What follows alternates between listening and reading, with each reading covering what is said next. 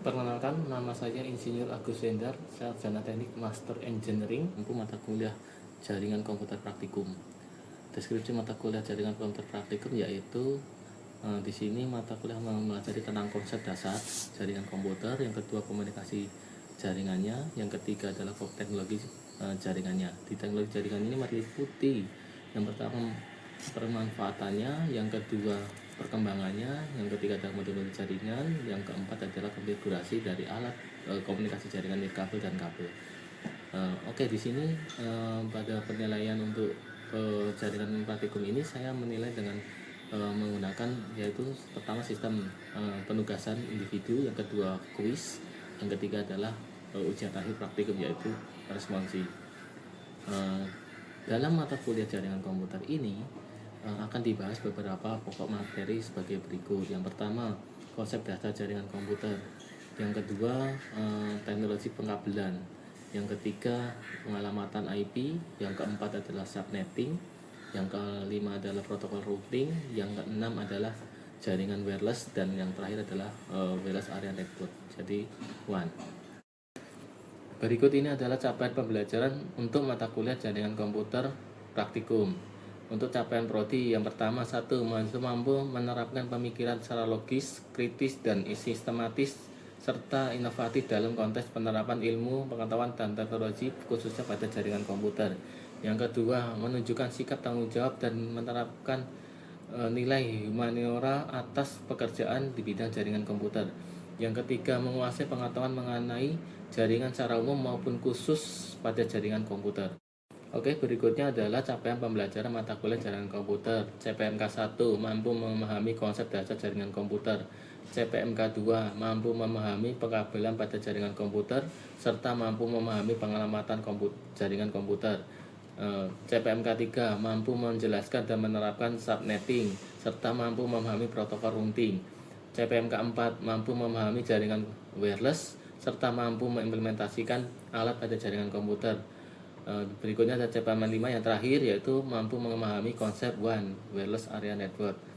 Dari beberapa poin capaian tersebut, mata kuliah tersebut akan membahas beberapa poin isi sebagai berikut ini. Oke, pokok materi yang akan diajarkan pada praktikum jaringan komputer. Yang pertama, 1. Memahami konsep dasar jaringan komputer. Yang kedua, pengkabelan jaringan komputer. Yang ketiga, pengalamatan IP. Yang keempat adalah subnetting. Yang kelima adalah protokol routing. Di situ ada protokol statis dan dinamis. Yang keenam adalah jaringan wireless. Yang ketujuh adalah WAN, wide area network. Dari materi yang telah disampaikan akan disusun elemen-elemen untuk penilaian dari CPMK. Untuk CPMK 1 10%, untuk CPMK 2 10%, untuk CPMK 3 20%, untuk CPMK 4 20%, untuk CPMK 5 20%, serta responsi 20%. Dari total CPMK yang ada, maka didapat 100% untuk capaian pembelajaran untuk mata kuliah jaringan komputer praktikum ini. Berikut ini adalah referensi dari mata kuliah jaringan komputer praktikum yang saya ampu. Yang pertama dari Andrew S. dengan judul buku Computer Network edisi kelima. Yang kedua Ivan Sovana dengan judul buku Cisco CCNA dan Jaringan Komputer. Yang ketiga adalah Eds Mulyanta dengan judul Pengenalan Protokol Jaringan Wireless Komputer. Dari yang saya sampaikan tadi adalah paparan dari deskripsi mata kuliah yang saya ampu, yaitu jaringan komputer praktikum. Atas perhatian dan waktunya saya ucapkan terima kasih. Berikut adalah video saya mengajar di Laboratorium Komputer Jaringan UTY. Monggo silakan disimak.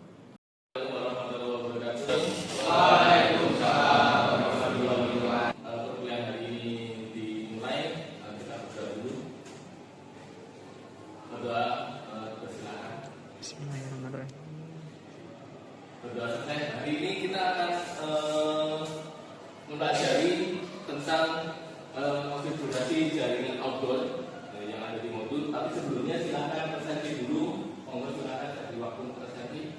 Baik, Pak. Oke, setelah itu silakan buka modulnya di halaman 81, yaitu pertama kita akan mempelajari konfigurasi jaringan outdoor.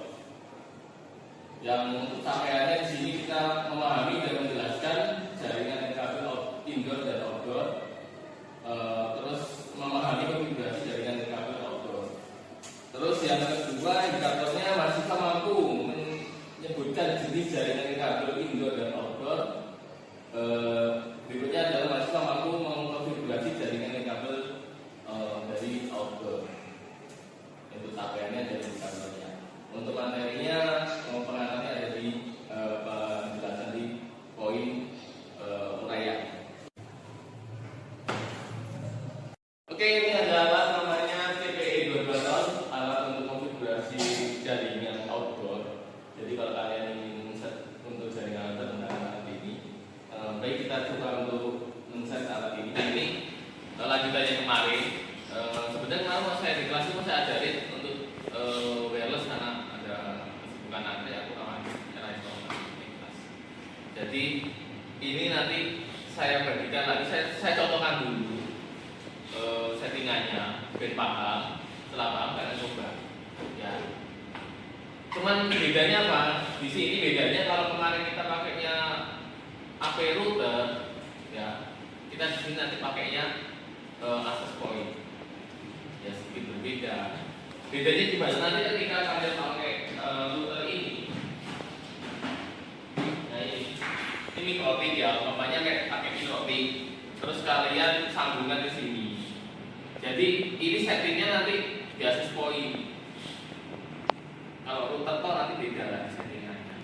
Kalau kemarin kan kita ngambil berita sebar. Kalau ini kita ambil dari sini. Jadi sini nanti di set hotspot, nanti hotspotnya dimasukkan ke sini. Internetnya dari sini. Nah, tapi ini karena ini nggak bisa dipakai, setidaknya kita kasih di sini dulu. Ya, karena alat ini kebetulan tidak baik saja. Ya. Oke, saya coba letakkan di sini dulu ya. Ya.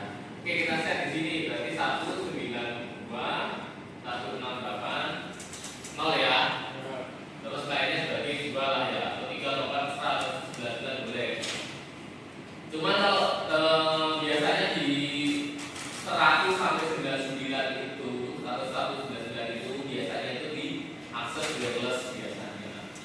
IP-nya, setnya di ATP wireless. Tapi kalau yang mau LAN 1 sampai 199.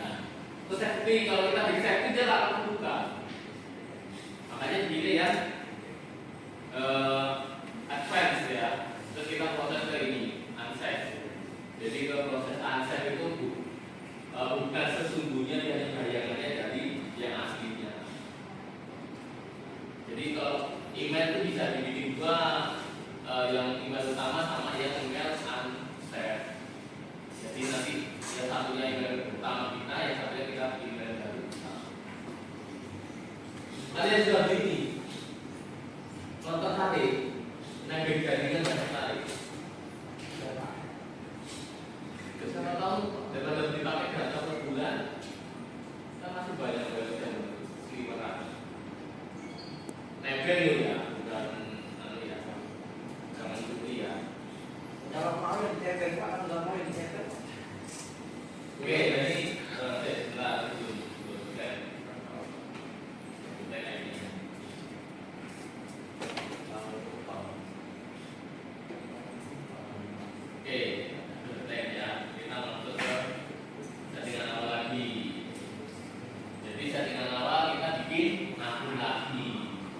yang ini terus, memang sehingga kalau yang sama, pokoknya yang akhirnya sudah transparan itu berasa ini mana? Lama. Jadi ada di bawah daftarnya, yang daftarnya juga ada persennya. Jadi kalau boleh ditahan itu dengan persen yang atas. Jadi kalau di atas kalau berjalan naik ke atas, nah ada daftarnya itu di bawah.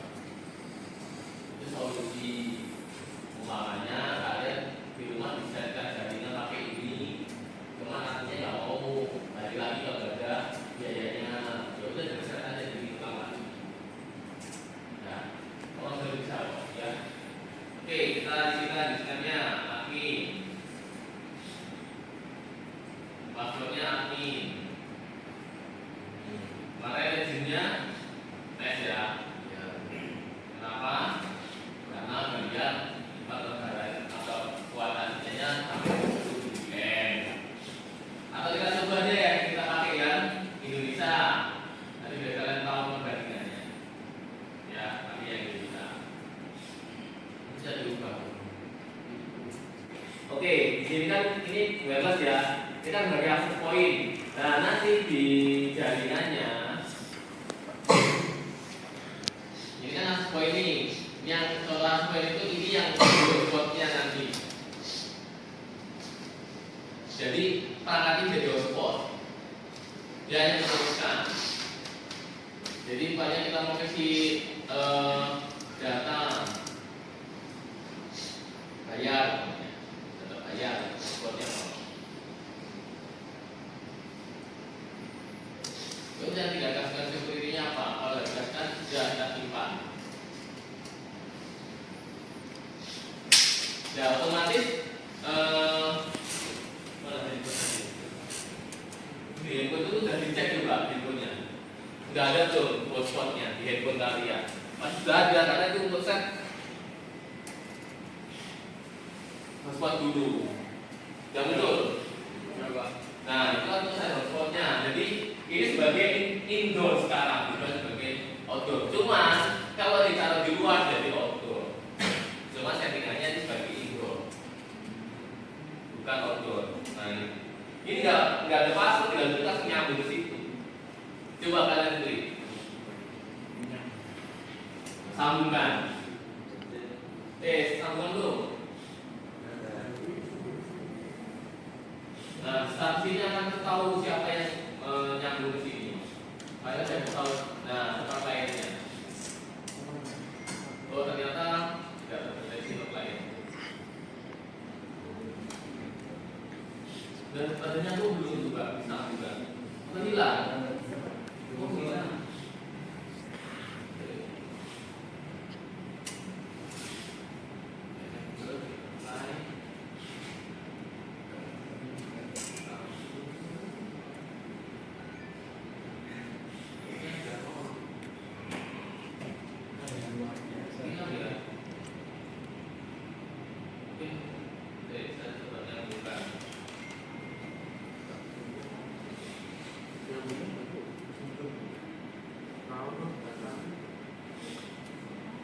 Belum mau? Ya, karena dia belum dapat IP dari servernya. Nah, belum mau nyambung toh? Belum. Karena dia belum dapat IP dari servernya. Soalnya tadi saya belum set di sini servernya. Ini kan akses point, dia punya server. Nah, ini servernya di sini kita setnya. Kalau kita pakai mikrotip, kita pakai DHCP server. Kemarin kita pakai yang DHCP server itu, ini di set bukan static, tapi dynamic. Begitu alat ini dicolokkan ke mikrotip ini, yang portnya kita bikin di port berapa, otomatis dia ini langsung muncul nanti. Kalau ini nggak akan bisa connect kalau kita belum set IP-nya. Soalnya kita sebagai kliennya dari ini nanti, perangkat ini. Bukan itu lagi tapi ini, kliennya ini. Karena ini sudah jadi servernya di sini. Kalau ini hanya sebagai penghubung saja fungsinya. Begitu kita colok, kita sambungkan ke situ, IP ini yang di sini yang termanajernya di sini. Nanti otomatis. Beda kayak kemarin kan itu kita ngambil dan kita sebar. Nah, kali ini enggak, ini sebagai akses point itu bedanya. Satu lagi ada yang berbeda lagi. Di sini kita pakai grid. Nanti kita set. Saya kalau disimpan, oke, ada lagi yang kita menggunakan brick. Brick itu jembatan. Ini fungsinya apa? Kita set ya. Kita ganti model brick. Kalau di model brick ini, alat ini sama alat ini terhubung. Jadi sama-sama alat ini. Jadi yang satunya nggak perlu ngeset setting konfigurasi yang ini tadi, yang standar tadi. Dia sudah ngikut yang ini nanti. Dia hanya teruskan sinyal yang ini. Contoh ini jangkauannya 100 meter, kurang panjang, tambah satu alat lagi. Jadi nyambung. Settingannya sama. Passwordnya sama. Nama wirelessnya sama. Karena yang set pertama Ini semakin jauh semakin jelek Pak. Yang apa sama sih Pak? ya paling delaynya ketika alat ke alat itu banyak yang dimasuki itu biasanya ada delay. Cuma kalau jangkauan sinyalnya lebih bagus. Karena kurang itu gambarnya kayak gitu loh. Gambar. Cuman ada namanya nanti, jadi ini bagus ya. ya. Nah, cuman ini sudah dihubungkan ke sini pakai menggunakan grip tadi. Jadi kalau kalian dari sini pindah ke sini, nggak perlu login lagi. Pernah lihat usti ini tuh? Ya. Kalian kemana-mana nggak perlu login lagi tuh? Atau yang mahasiswa, apa ya mahasiswa? Usti ini atau kamu? Jadi kemana-mana kalian udah nyambung. Ya ini fungsinya gitu. Jadi nggak bisa lagi. Cuman kalau hanya satu, ketika dia perpindahan dari sini ke sini, itu ada namanya hand off, ada pemutusan. Jadi kalau kalian download pasti keputus, nyambung lagi. Handphonenya ini titik terburuk. Kenapa? Karena dia antara yang ada gate dia akan tarik menarik. Jadi kalau rumah yang pernah tahu rumah ya, ini ada BTS nih. Kalau ada rumah, bukan rumah yang dekat-dekat itu malah bagusinya enggak. Itu rumah. Ini teknik apa ya rumah ya? Nanti ada BTS sandi. BTS itu jangkauannya 5 kilo. Kalau dekat-dekat kayak gini di pasar biasanya, ya itu malah jelek dia dapatnya. Kenapa? Karena ini ada potongan kayak gini. Justru yang bagus itu ketika ini BTS, dia rumahnya jaraknya di sini, jarak sekitar 3 kilo dari BTS-nya. Ini bagus dan ini BTS-nya sinyalnya agak jauh, tapi dia tetap stabil di BTS yang ini. Cara lihat sinyalnya lari kemana?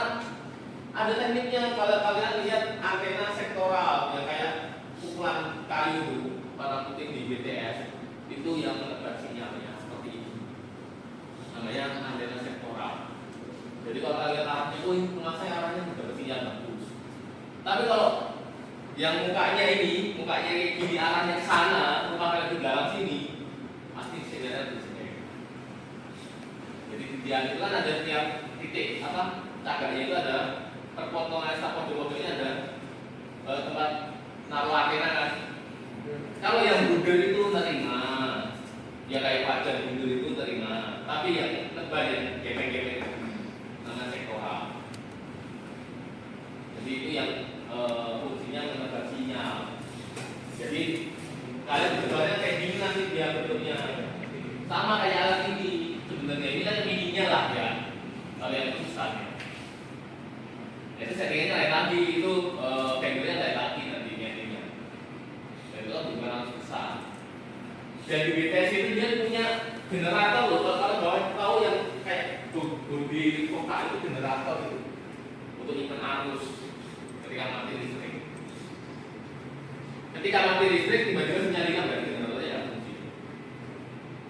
Jadi gitu. Ya, yes paham loh.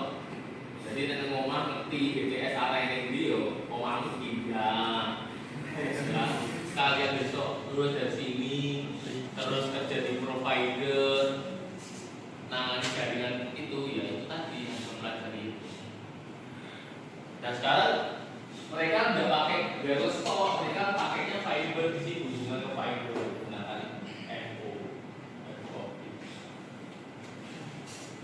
Karena di komunikasi dari kabel itu banyak kelemahannya, alatnya mahal, banyak kelemahannya, makanya diganti ke fiber.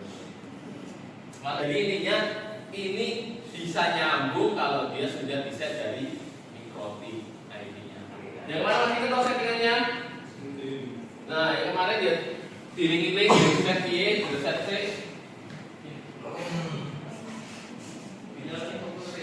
Yang juga.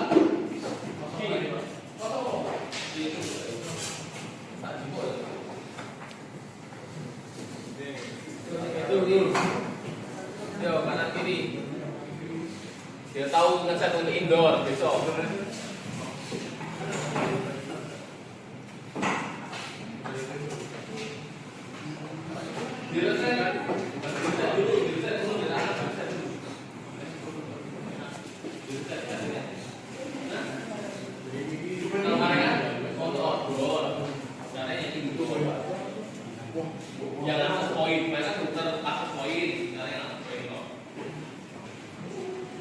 Ya dicolok yuk.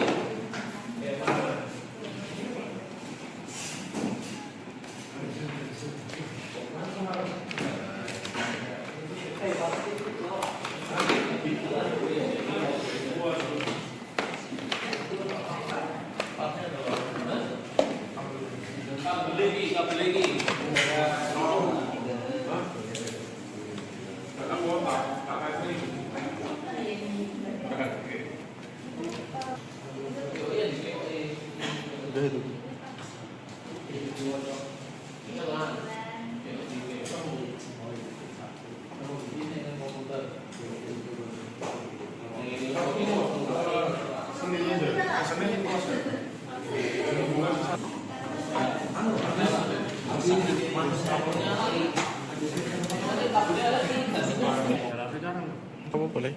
Dia tuh login. Nah, password akunnya login. Yo, Cibu. Jalan Ciwila. Indra Talenta. Talenta Indra. Admin baik. Ada nih apa ya? Iya ya, Bang. Amin. Gampang, bisa digambar mana pun gampang. Alasan berjelas.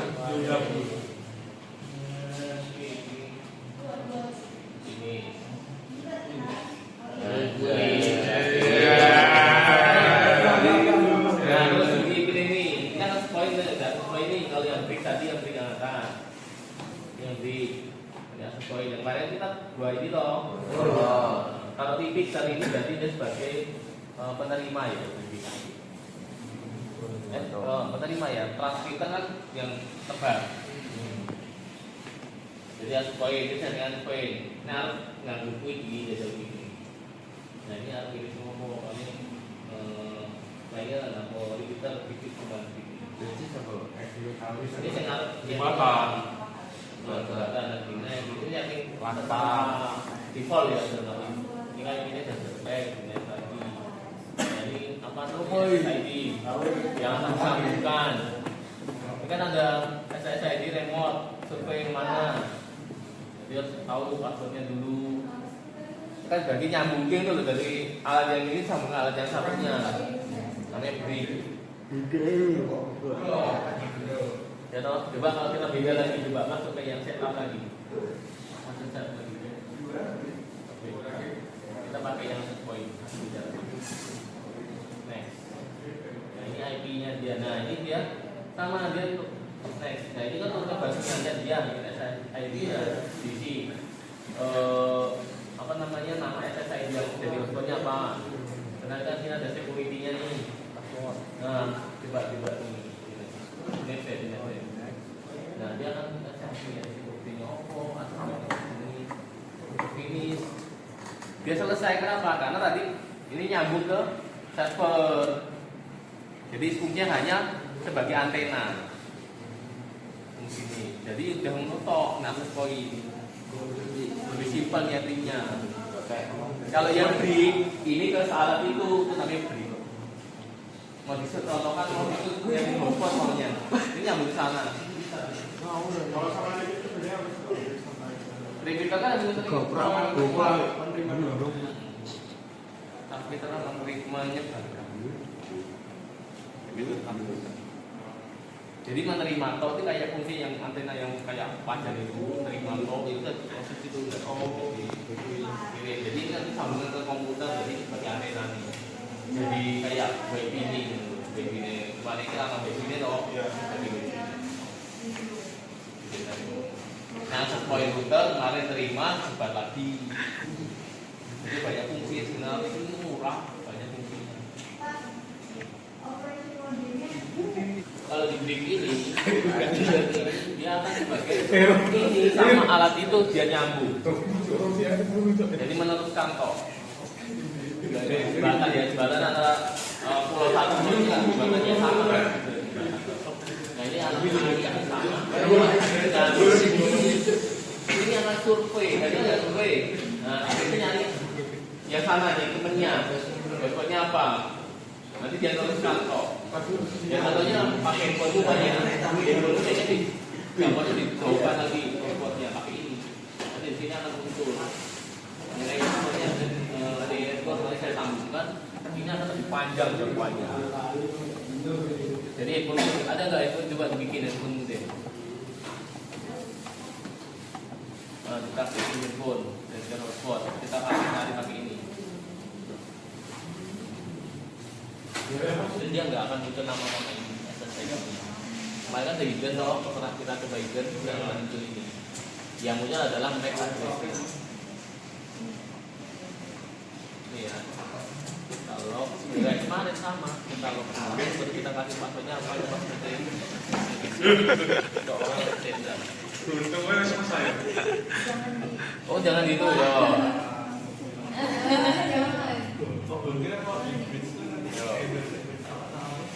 Tapi di jembatan itu nanti nyambung dan sebagai jembatannya dan sebagai nanti dia ada lain dia akan masuk di sini nyambung nyambung.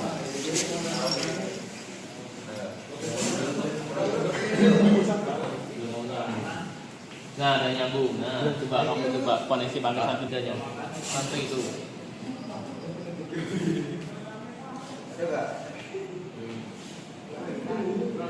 Ini akan muncul lama.